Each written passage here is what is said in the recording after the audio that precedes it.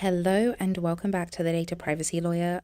My name is Funmi Owolabi and I'm the principal attorney at the firm. Today's review is going to be on a privacy policy. So they have two. They've got a privacy policy and then they've got one that addresses California. Let's take a look at the California one. I rarely do reviews on the California privacy notices.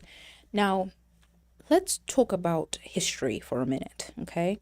In the United States, there is no overarching comprehensive federal privacy legislation. So what's happened in the States is we're very fragmented when it comes to data protection. California was the first US state to have a US state privacy legislation. And we can see here that it came out in 2018 and then it was amended in 2020.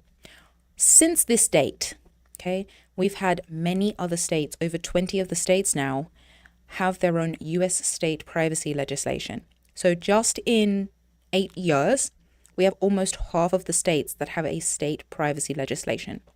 So this is one of the reasons that many individuals will see a specific notice or addendum or provision in a privacy notice that addresses California, because California was the first. And also California has some specific provisions that businesses need to take into consideration. Now, the sentiment from a US state privacy law perspective is some states have less restrictive privacy legislation. They have higher thresholds, higher requirements for applicability. Some states have them lower. The other thing I want to mention is each state has its own definitions under the respective data protection laws. So if you as a business meet the thresholds in any of these states, you need to take a very close look at what the thresholds are. Do they apply to you? If you're interested, I've done a whole series on my podcast going through state-by-state privacy legislation, so you can get some insights over there. But what I really want to talk about today is let's talk about California. The first thing that I want to identify is California has a very specific provision that allows its residents to opt out of selling and sharing of their personal information by businesses, okay? And that should apply or be visible in the footer of a web page. I'm just going to scroll down. Okay, so we see it here, sale and sharing. This is something that is very California specific. Now, other US state privacy laws have started to talk more about the sale of personal data, but since California was the first US state privacy legislation, they took the forefront with respect to selling and sharing. Now, I also want to make a note about something I don't think I've ever talked about on the channel. What constitutes a sale and what constitutes sharing is very specific under this law. So you can see here in the notice, they've not dictated what the definition is. But one thing that us privacy lawyers do is we ask very specific questions, and my own personal intake form discusses this. I ask very specific questions to clients on what it is they're doing with personal data, because what constitutes a traditional sale under the dictionary definition is not what constitutes a sale under the CCPA. So it's really important to take a look at that and then also make sure that you don't fit the definitions as an organization if you meet the threshold in California. So what I really wanted to check was if we have the do not sell or share. I don't see that here. Let's click data preferences. It might exist here. Okay, so I've clicked this button a couple times and it's not working. But I think it's really important for these buttons to work on a page so that consumers can exercise their rights. Let's go up here. I want to see if it exists. In the preceding 12 months, we sold or shared, right? We sold or shared information to the following categories of third parties. So you can see they've listed it here. What's not really been listed is the opportunity to opt out of the sale or sharing. But we do have buttons related to requesting access and deletion. Okay, to exercise this right, please visit the Data Preferences tab, right? And I just visited it and it's not working. Okay, so it's not working, so it needs to be fixed. And let's scroll up. Okay, let me talk about something else that's very specific to California.